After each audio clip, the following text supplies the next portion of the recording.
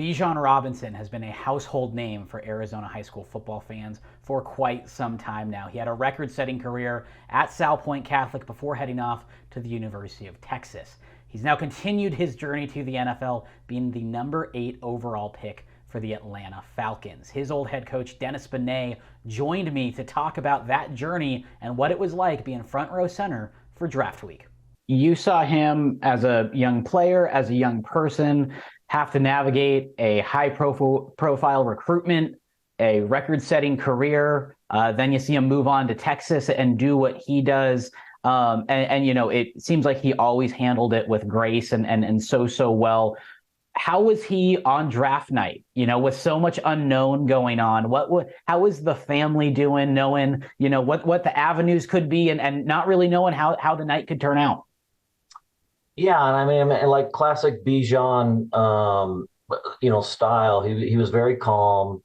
He trusts everything. Leaves a lot in the hands of God in his faith, and so he was probably, I'm sure, nervous inside, but you couldn't tell it on the outside. And I think having the support of his family there and also his management team was there, and he just had like a spring in his step. He was super excited, reminded me, he's just still so young at heart, and he just is just such a great person. But throughout the whole process, he remained really calm and just super excited. What is it about the Atlanta Falcons that is a good setup for Bijan moving forward?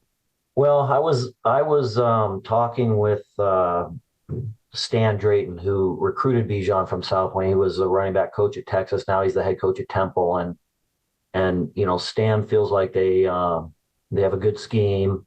Obviously, I'm sure they'll tweak it for Bijan, but they have a solid offensive line, and so I think Bijan's really comfortable. Obviously, the ownership and the management there, I think, fits Bijan.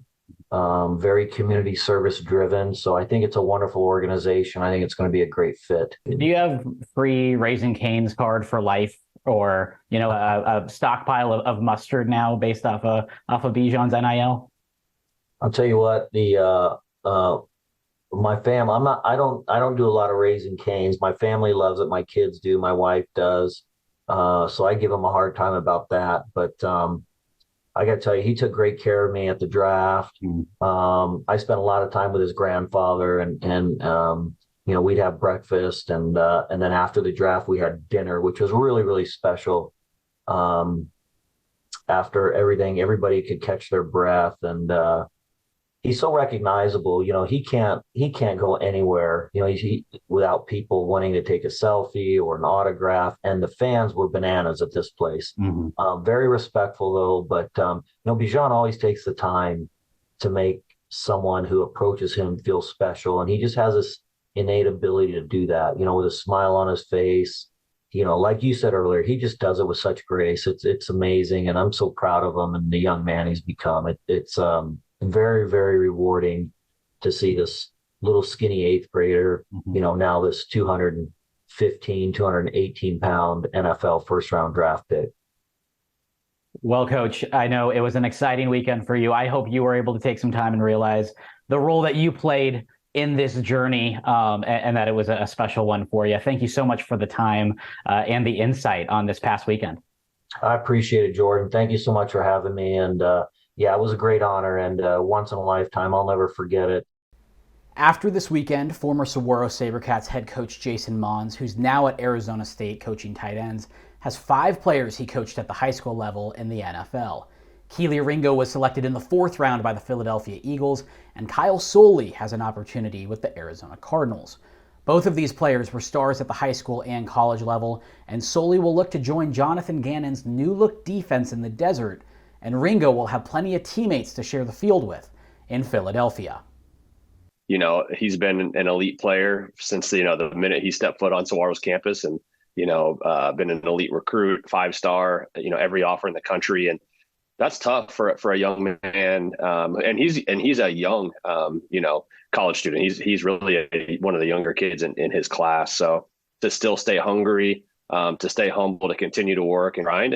And even I mean, I was there on day 2 of the draft and thought it was for sure, going to go early in the second round and ended up not going until early in the fourth. But, even with all that, keeping a good perspective, being excited for his opportunity. And, I think it might be one of the greatest things that ever happens to Keely is to have a little bit of a chip on his shoulder because things have come so easy to him along the way. And that's not to say he hasn't worked his tail off, because he has. He works relentlessly, but he's always been kind of at the top, and he's always been the best. And so I could see in his eyes that there's a little bit of fire that was lit. We saw that with Byron. We saw that with Christian. We thought they were surefire first rounders, and both slipped to the second round. You think about Keely, and he trained with a guy who was a late round pick and had a pretty darn good NFL career, and Richard Sherman. So how can Keely now leverage that in the NFL to make sure that he's getting the most out of this opportunity? Yeah, I think it's a good wake up call, which is, in high school, when you're 6'2", 210 pounds and run a 10,400 meter, you can kind of just fall out of bed and be the best player in the field. Now on Sundays, you have to show up and work every day. And there's going to be they're all professionals. They're all the best of the best.